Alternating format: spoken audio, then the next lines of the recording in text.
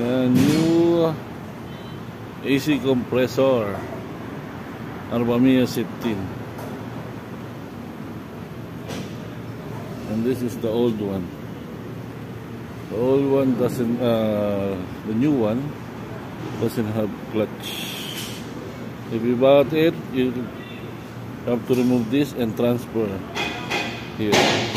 And this is also at the top, the connections, and you have to remove. And this is the new one, and that was the old one.